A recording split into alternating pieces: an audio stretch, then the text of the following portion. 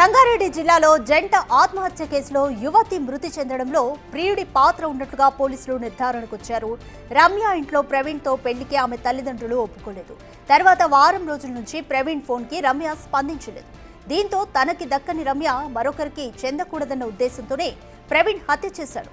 కత్తితో ప్రేయస్ని పొడిచి చంపాడు. ఆ తర్వాత తాను పొడుచుకున్నాడు. త్రుటిలో ప్రాణాపాయం నుంచి తప్పించుకున్నాడు. ప్రస్తుతం ప్రవీణ్ ఆరోగ్య పరిస్థితి నిలకడగా ఉంది.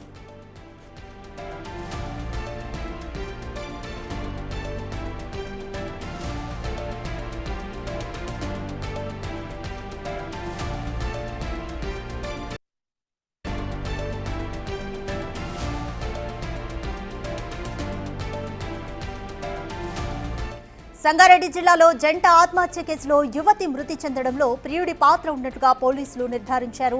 రమ్య ఇంట్లో ప్రవీణ్తో పెళ్లికి ఆమె పేరెంట్స్ ఒప్పుకోలేదు. అయితే తర్వాత వారం రోజుల నుంచి ప్రవీణ్ ఫోన్కి రమ్య స్పందించలేదు. దీంతో తనకి దక్కని రమ్య మరొకరికి చెందకూడదన్న ఉద్దేశంతోనే ప్రవీణ్ హత్య చేశాడు. కత్తితో ప్రేయస్ని పొడిచి చంపాడు. ఆ తర్వాత తాను పొడుచుకున్నాడు. త్రుటిలో ప్రాణాపాయం నుంచి తప్పించుకున్నాడు. ప్రస్తుతం ప్రవీణ్ ఆరోగ్య పరిస్థితి నిలకడగా ఉంది.